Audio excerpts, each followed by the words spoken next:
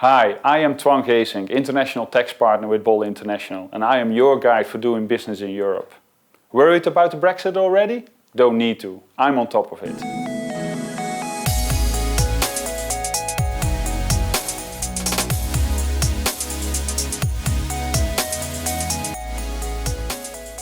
June 23rd, the UK voted to leave the European Union, and experts from all over the globe stumbled over each other with either worst-case scenarios or putting things in some healthy perspective. But what will happen?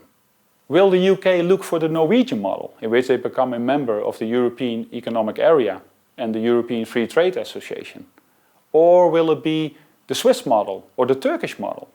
Or will the UK sign a free trade agreement with the European Union? The truth is, we don't know until the UK and the European Union have come to an agreement with each other. So with all this uncertainty, what can your company do in order to prepare for a Brexit? For example, what tax consequences will come into play for your company? Well, here are 4 potential tax consequences of a Brexit.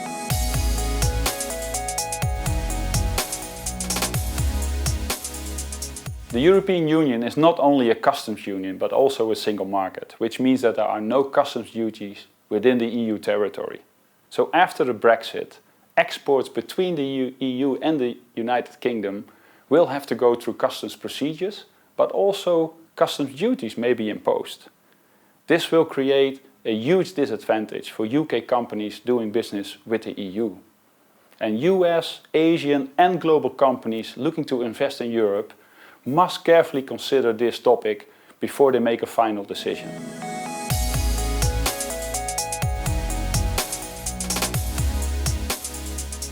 European companies benefit from several simplifications when recovering VAT from other European countries. For example, a British company can reclaim VAT incurred in France via the HMRC portal. This simplification system will end after the Brexit, of course, which means that UK companies will have to submit a refund in every single European country where they incurred VAT. And on the other side, a European business will have to file a VAT refund in the UK via the UK portal. Undoubtedly, this will increase compliance costs for UK businesses.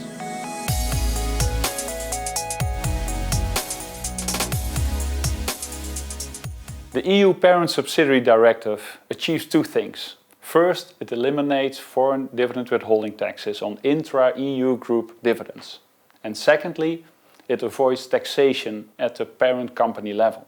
The effect of having the directive no longer available might create double taxation and hinder UK investments. For example, in some European countries, the domestic participation exemption is limited to subsidiaries located in other EU or EEA countries. And an investor might be faced with an extra tax hit while receiving dividends from a UK company.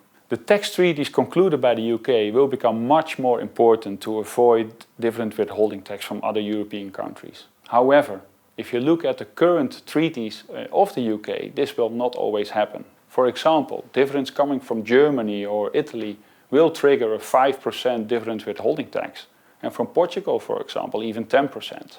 So we cannot rule out that some companies will want to move their headquarters to a European country in order to safeguard the application of the European Parent Subsidiary Directive.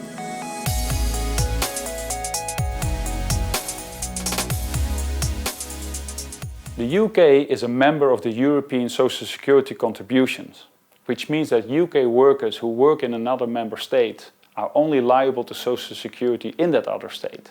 But following a Brexit, these workers might face a double Social Security contribution, not only in the UK, but also in the other EU member state where they work.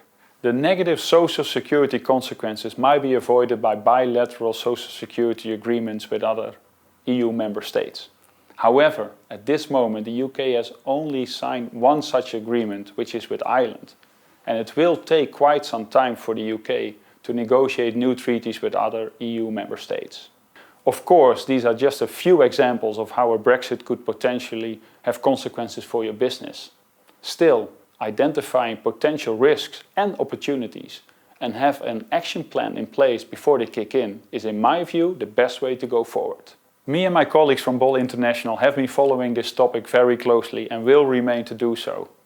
And of course, I will come back to you if major tax developments occur in the Brexit process.